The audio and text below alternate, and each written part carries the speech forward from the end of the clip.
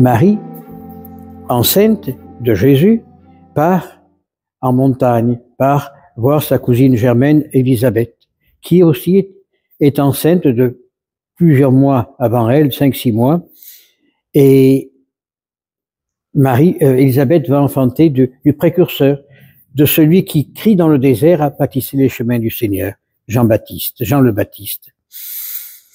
Là, quand Marie arrive dans la maison d'Élisabeth, l'enfant qu'elle a, Élisabeth, dans le ventre, exulte, il bouge.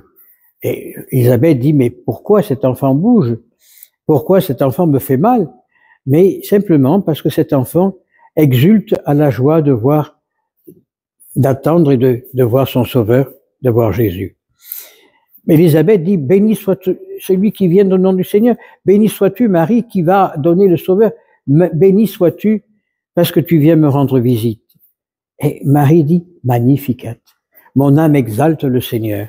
Eh bien, chaque jour, ça j'en suis persuadé, chaque jour, Marie vient nous visiter. Chaque jour, Marie vient à notre âme pour nous annoncer cette merveilleuse joie que le Seigneur est venu à travers elle dans le monde pour nous sauver. Et qu'est-ce qu'on répond?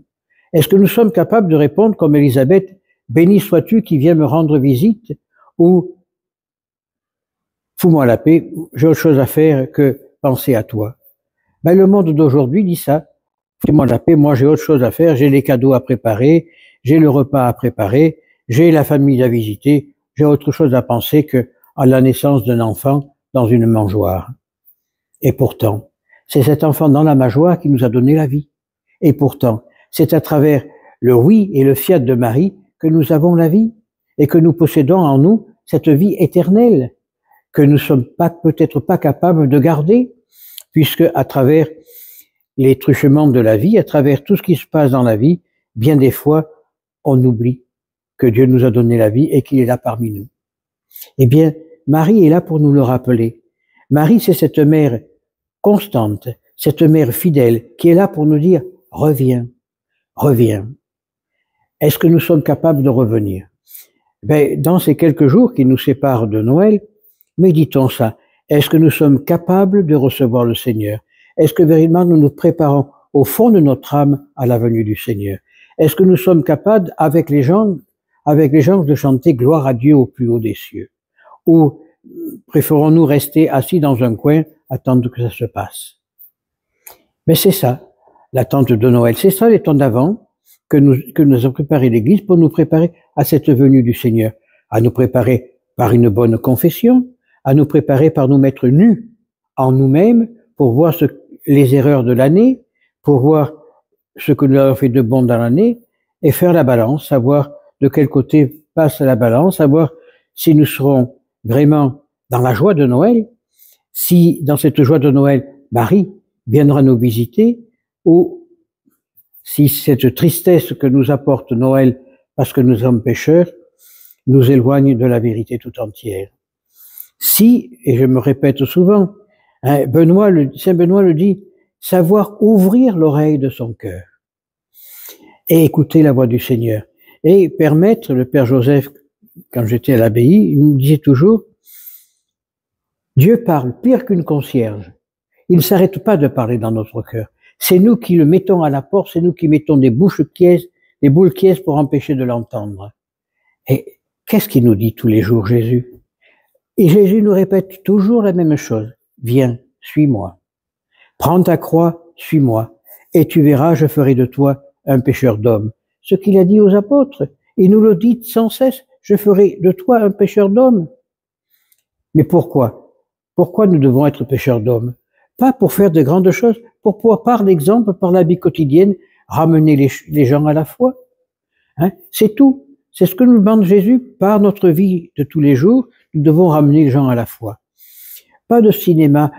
C'est fini le temps des grandes processions, les bras en croix, à genoux, hein, monter les escaliers saints à genoux en disant pitié, pitié, pitié. Et puis une fois en haut, on a oublié ce qu'on a dit. Non. La sincérité. Dieu veut la sincérité et la pureté de cœur. Là encore, Benoît nous le dit dans la règle, si vous n'avez pas la sincérité et la pauvreté de cœur, vous n'êtes rien. Hein? Eh bien, si on veut vivre l'absolu de l'appel de Dieu, suivons l'exemple de Marie et de Saint Joseph. Commençons par nous purifier, sachant de dire oui, et puis aller jusqu'au bout. Aller jusqu'au bout. D'ailleurs, Jésus le dit dans l'Évangile, celui qui ira jusqu'au bout sera sauvé. Oui, la vie n'est pas facile. Il y a des hauts, il y a des bas, il y a de tous les sens, de droite, de gauche. Mais si nous restons fidèles, Dieu est avec nous. Et Dieu étant avec nous, on risque rien.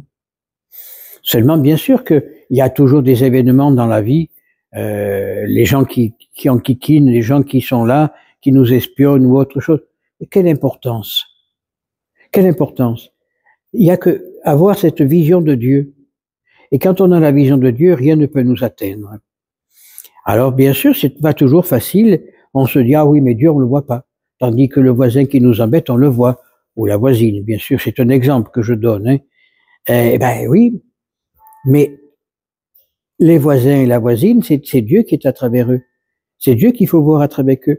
Et si ils nous embêtent, entre guillemets, c'est peut-être justement parce que nous ne sommes pas dans la vérité. Et Dieu nous fait voir par là de revenir dans la vérité tout entière et de revenir dans le chemin qu'il nous a choisi. Seulement, nous préférons choisir notre propre chemin.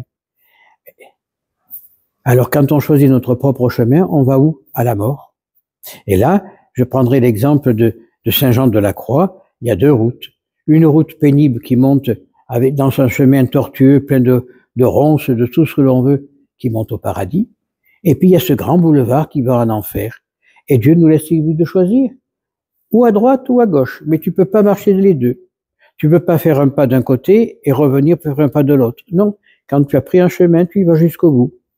Et c'est là que agit le pouvoir de la confession. Si nous sommes sur le chemin de la vie, alors bien sûr qu'on a toujours des choses à se reprocher, mais on est Dieu avec nous. Mais si on est chemin de la mort, le chemin qui mène en enfer, eh bien, par le sacrement de pénitence, par le sacrement de confession, ben, Dieu nous sort de ce chemin pour nous ramener sur un autre chemin. Et c'est là où on voit la merveille de Dieu. Dieu nous a donné tout ce qu'il fallait pour venir vers lui. Le baptême, la confirmation, l'Eucharistie, la pénitence, le mariage, l'extrême onction, l'ordre, tous ces sacrements que Dieu nous a donnés, institués par Jésus sur la terre, et pour nous monter vers le ciel. Mais nous sommes tellement bêtes dans ce monde qu'on ne veut pas. C'est tellement simple qu'on n'y croit pas. Ouf, oui, j'aime, oui, mais ça veut dire quoi, j'aime? Mais on sent, quand on dit j'aime Dieu de sincérité, on sent qu'il est en nous, on sent qu'il est avec nous et qu'il nous permet d'aller plus avant dans son amour. Et nous sommes libres. Il n'y a aucune contrainte. Dieu nous donne aucune contrainte. Dieu nous ouvre sa porte et nous dit « Entre, ta table est prête ». Et si on ne veut pas y aller, on n'y va pas. Seulement après, il faut pas se plaindre en disant « Ah oui, mais je n'ai pas vu Dieu, il m'arrive que des catastrophes, Dieu n'existe pas ». Dieu, il existe, il nous a invités. C'est nous qui avons refusé d'y aller. Donc, il nous a laissés libres. Et c'est de là que on tombe sur ce chemin merveilleux qui va en enfer, qui est éclairé, qui est tout ce que l'on veut. Il sent bon, mais il y a quand même des croche-pieds qui se font, que Dieu permet de faire pour justement que l'on comprenne à revenir à la vérité. C'est ça, l'amour de Dieu. Dieu nous envoie des épreuves pour que nous puissions revenir à la vérité. Dieu nous envoie des maladies, quelquefois pas bien graves, mais justement pour que l'on comprenne, la souffrance du Christ pour nous, et Dieu, pour que nous puissions retourner vers Dieu. Alors, essayons de méditer, il nous reste 5 jours jusqu'à Noël, essayons de méditer pourquoi Dieu nous a choisis, pourquoi Dieu nous a appelés par le baptême, par l'appel de la vocation religieuse, par l'appel de la vocation sacerdotale ou de la vocation tout pure. Hein? Parce qu'il n'y a pas que l'appel de Dieu, il ne se fait pas que dans une histoire précise. Dieu n'appelle pas tout le monde à la vocation religieuse, non. Il appelle des gens au mariage, il appelle des gens au célibat, il appelle des gens comme il veut. Chacun recevant un appel différent de Dieu.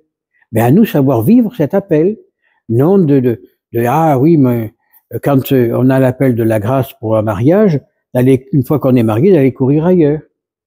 Ou quand Dieu nous donne la grâce du sacerdoce ou de la vie religieuse, de rester dans ce sillage-là, de ne pas chercher ailleurs.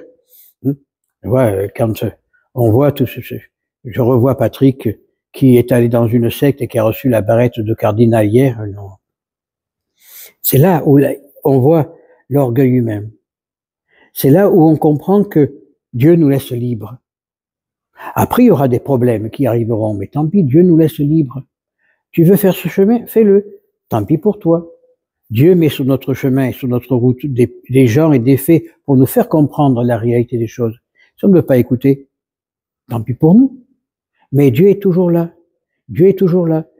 À travers l'ange gardien qui est à côté de nous, mais malheureusement aussi entre l'ami de Belzébuth qui est aussi de ce côté.